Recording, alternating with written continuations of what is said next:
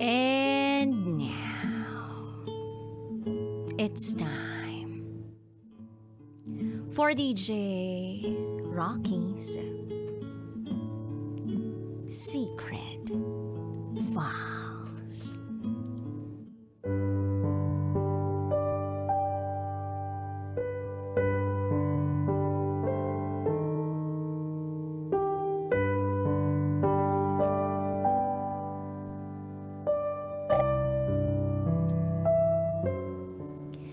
Retirement plan si ate.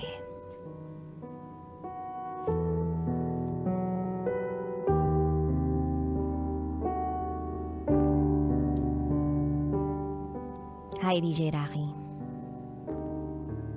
Itago mo na lang ako sa pangalang May. 28 years old.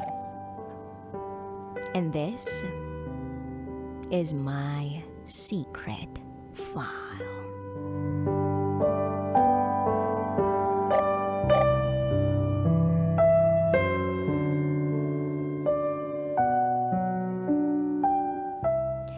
I grew up in a broken family. Palipat-lipat ako sa grandparents ko. Dahil ang mga magulang ko parehas ng may kinakasama. Meron akong isang kapatid. At siya naman ay lumaki kasama ang mother ko. Dahil lalaki at mas bata sa akin.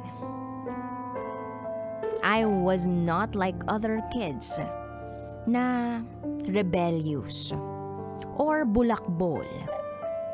Dahil hindi kami complete.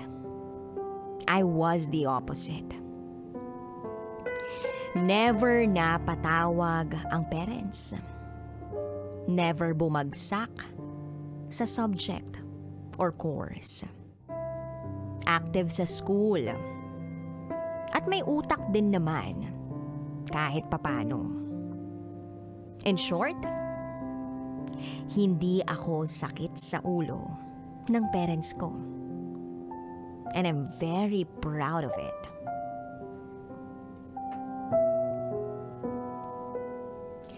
Bata pa lang ako, hangad ko nang magkaroon ng sariling bahay, sasakyan, at hangad ko na mabili ko lahat ng gusto ko.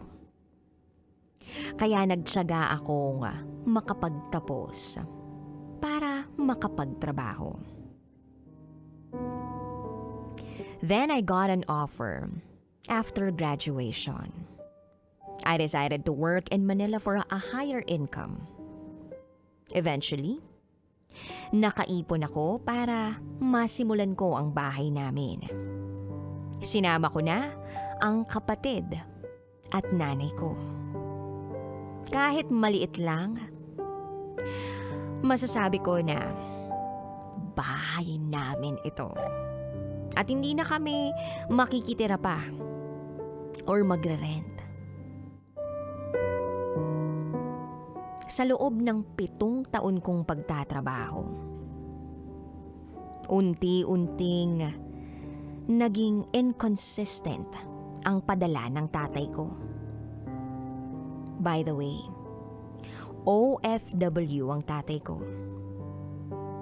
Walang trabaho ang nanay ko. Pero siya ang nag-aasikaso sa bahay. Habang ang kapatid ko naman ay palabarkada. Akala mo, siya ang hari.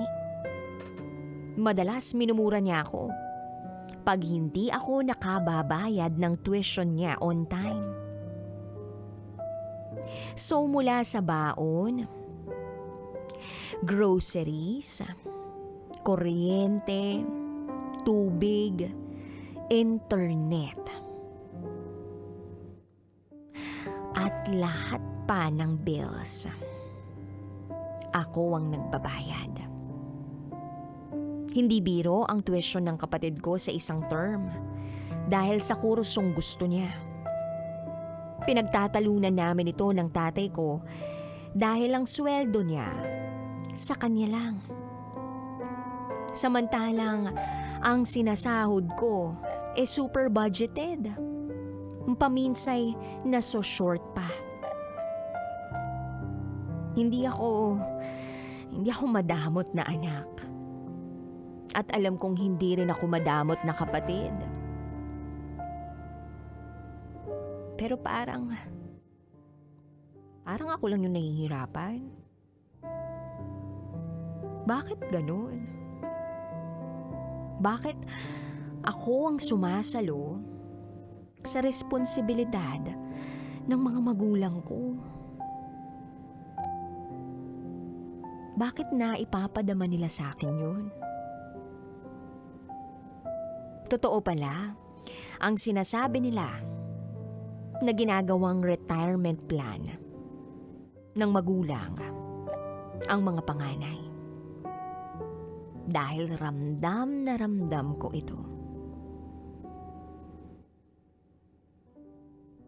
Kung po pwede nga lang na magkaroon ako ng ate na siyang papasan sa lahat ng ito, gugustuhin ko yun.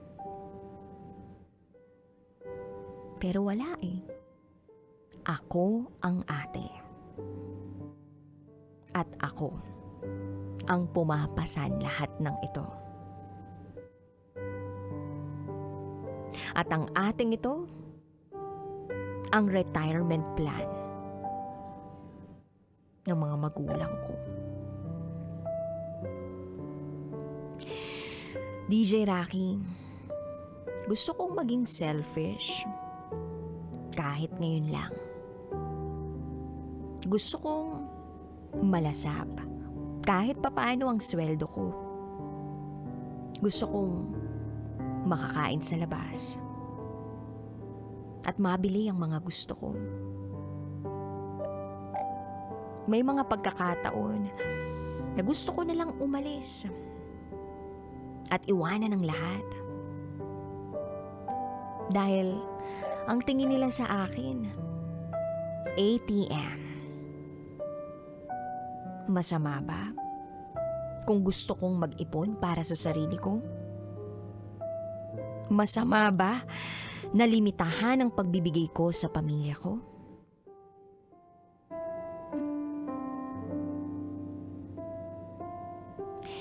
At sa mga nakikinig dyan, payo ko lang. Isipin niyo sana na ang pag-aanak ay isang responsibilidad. Maging responsableng magulang. At huwag gawing retirement plan ng mga anak. Para hindi naman mahirapan ng lubusan ng mga anak ninyo. Salamat DJ Rocky sa pagbabasa ng aking kwento at kahit papano'y gumaan ang pakiramdam ko. Hanggang dito na lang po. Muli, ako si May at ito ang aking secret file.